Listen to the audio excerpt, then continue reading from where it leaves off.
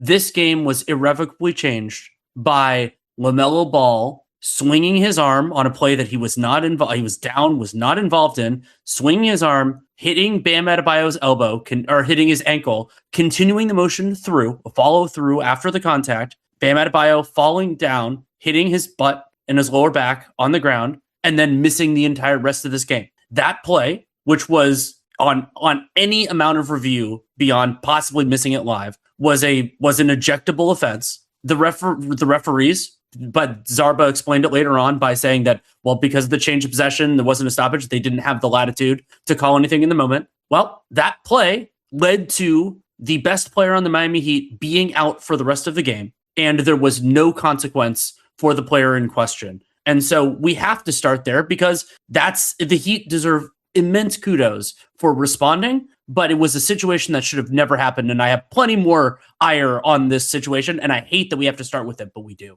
Clearly, the Hornets lose this game if Bam Adebayo is available. I mean, they did not play very well. They didn't shoot very well. They probably should have lost this game in regulation, and that was to a very limited Miami Heat team. So if y'all didn't see the play, LaMelo drives. He thought that he should have gotten a foul call. He kind of got knocked over a little bit, maybe got hit in the head some, and he was pissed off. And if you see the view of it, because maybe you can talk yourself into it, I didn't really know what was going on exactly in the view from the sideline camera, but if you see the baseline camera, you can see that he is looking directly at the leg of Bam Adebayo as he's attempting to swipe at the leg. And it was unfortunate in that Bam was kind of falling backwards, but LaMelo just tripped him. I mean, this was a Grayson Allen style of trip, essentially, where he was mad and he saw something there and he just took a swipe at it. I mean, he was mad at the referees. It doesn't really matter. I thought Eric Spoelstra described it after the game pretty well. He said it in pretty much exactly those terms. And yeah, that caused Bam to go down in a heap. And he just, Bam was not going to fall like that if LaMelo hadn't hit him. I think you're kind of he's such a big man, and LaMelo, is he really that strong? Yeah, especially given where he hit Bam, you're just going to trip him and cause his legs to get knocked out from under him. There's no way, you never see an NBA player fall as they're falling out of bounds, just fall on their ass that hard. He fell like a ton of bricks, enough. If you fall enough on your tailbone that Bam was in such pain, he is a really tough dude and he had to leave. It seemed like there was no way he was going to be able to come back in the game. I'm sure they thought about giving him an injection or something, and he couldn't move at all. It was pretty obvious immediately after it happened. I wonder, I don't know if there will ever get a full diagnosis of what it was, but he couldn't have continued. And yeah, I knew it in real time because when the referees didn't see it, and I can understand maybe why they didn't, right? There was a loose ball. You're trying to see whether Bam is out of bounds. LaMelo is crying for a call, etc. A lot of people are how can you not see that? Blah, blah. I can understand how they didn't see it. But then the fact that there was no call meant the next time play stopped, it's already too late to review it. The only time you can review something is when a whistle has been blown right after it. A couple of possessions later, Zach Zarba said it. I knew it at the time. It couldn't be reviewed. So I agree with you.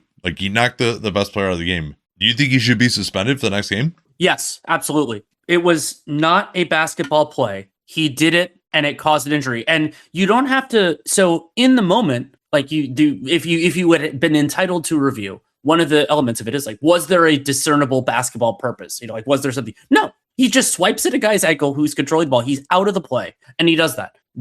He should have been ejected and he should absolutely be suspended. And it's not even a close call for me. And you get the benefit for the post-game review of what actually happened. You get the benefit of that consequence. And you and I use legal terms sometimes, and there's the idea of an eggshell plaintiff in law sometimes, which is basically, if you do an action and it causes a greater than expected or greater than normal thing, then that can, in certain circumstances, that can be used as a defense. In certain cases, it can't. But in this case, it caused the actual consequence, and it was the sole.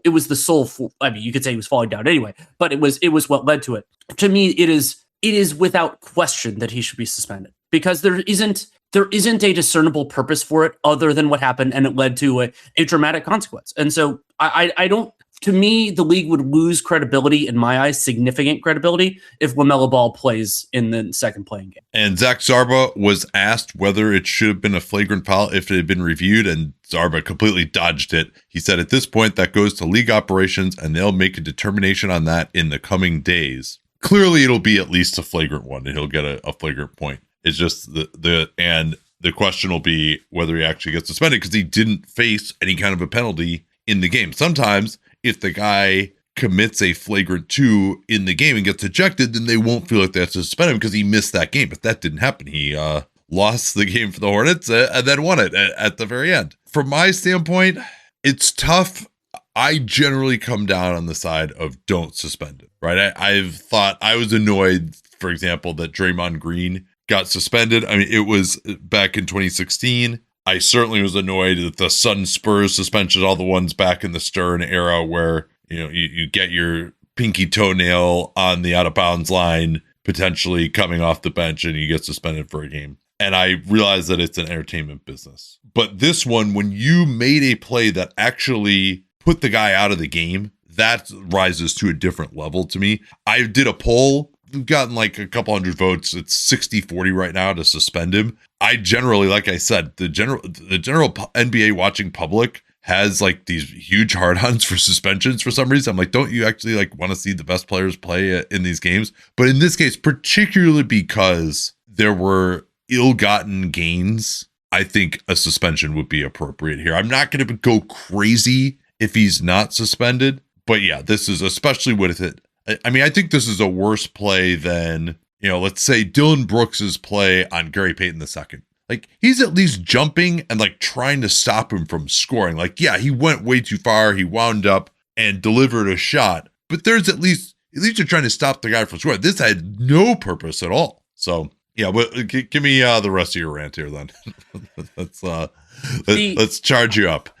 I'm sympathetic to Zach Zarba as saying that it wasn't reviewable in the moment and that you can do that. However, and there are two parts of this. So one is, there is an element of officiating that even with the NBA stuff, they get a lot of latitude, and that is with technicals and ejections. And there would have been far less justified ejections than just the first time LaMelo chirps to the ref after that. You can watch the play, you can adjudicate. Let's say you can't do it in that moment. You could just toss it. You could give him a soft tech. You could even do the like dance, which I would actually do one technical ejection just so it's not 2 free throws, even though I think the free throws are warranted in this circumstance, because they would have been if it was correctly called a flagrant. You have the latitude within everything to do that. It's not something that that officials are typically known to do. And that's why, to me, this was emblematic of another problem that the NBA has, which is that they don't give referees enough discretion. I've had argued before that there should be a fourth official, especially in playoff games,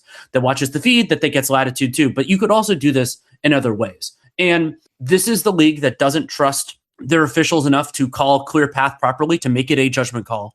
And so a referee justifiably doesn't believe that they have the latitude within the system to see something that obviously should have been an ejection and be like, well, is there another way we can get here? And just being like, nope, throwing up your hands and just saying, oh, fair play. That is a ludicrous outcome. And the league should realize that, and that they should be. So one is give them a different way to get there, which I think the league should do.